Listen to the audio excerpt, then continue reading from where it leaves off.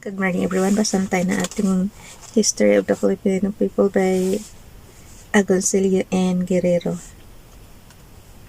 Today is 5 December 2022.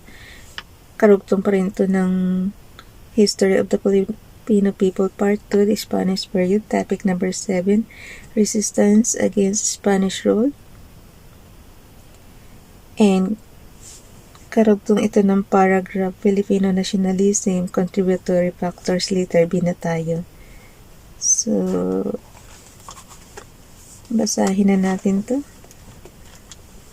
Letter B, Rise of the Middle Class. The middle class, or the Filipinos who participated in agricultural production and commerce following the opening of the Philippines to world commerce, acquired not only wealth and property but also improved their social status. They sent their children to educational institutions, which before were closed to them, and when possible even to colleges in Spain. Resenting the emergence of the middle class and clearly apprehensive of the possible threat they might pose in the future, the Spaniards and the old aristocratic families looked down on the emergent bourgeoisie with open contempt and scornfully labeled them bestias, curgadas de oro, or best loaded with gold. The needs of the middle class were totally at variance with the existing social order. With increasing prosperity, the need for political prerogatives and social equality with the Spaniards commensurate with their newly acquired economic position became particularly acute.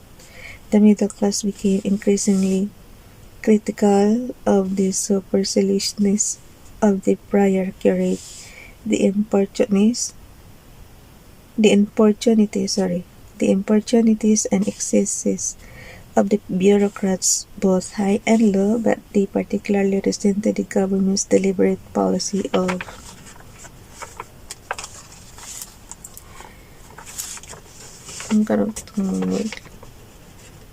madikit na masyado kasi luma na nga yung libro. Deliberate policy of awarding colonial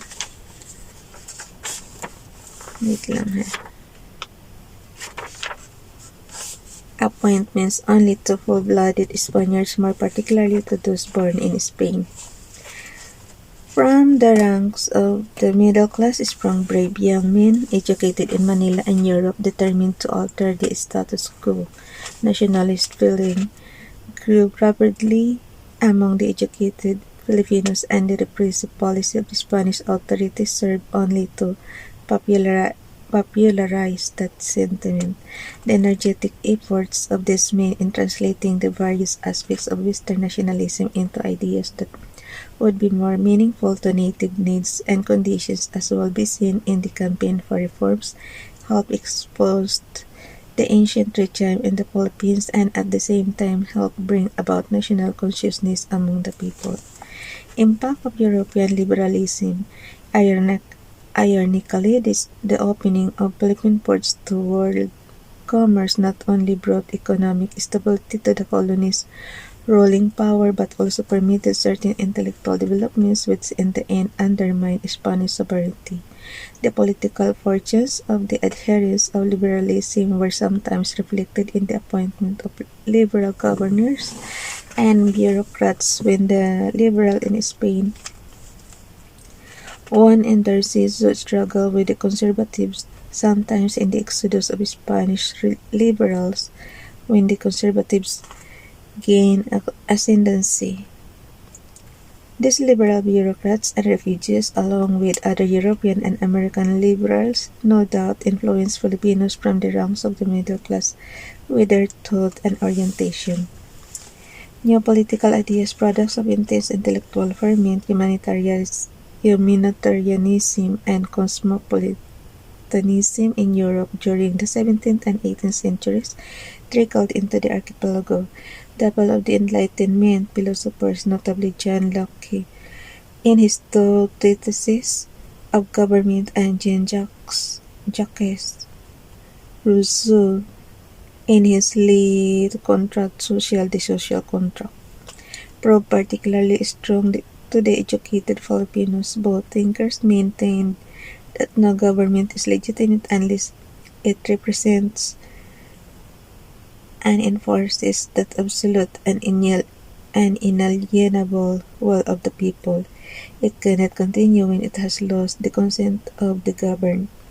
The people therefore have the right to revolution and are entitled to the right to overthrow the existing political order and construct a new government.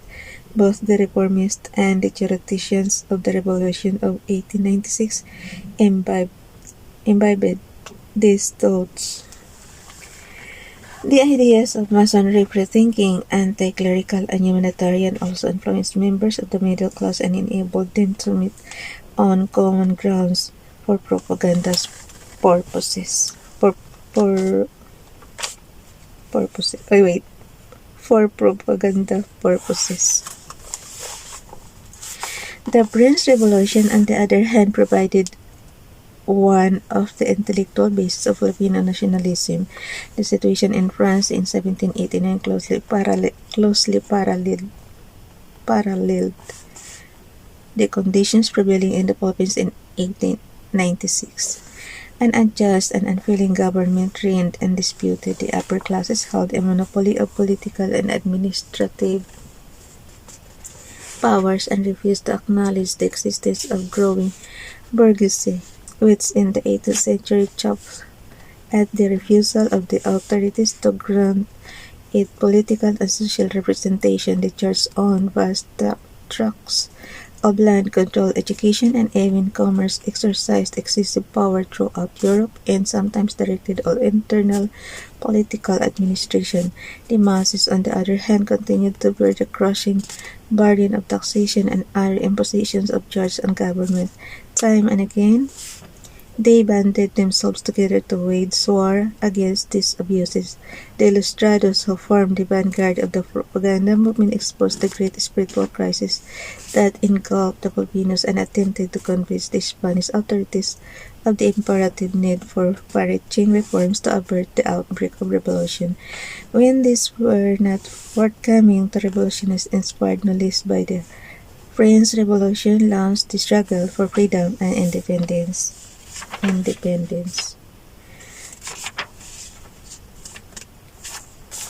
Letter D. Nasa letter D na tayo.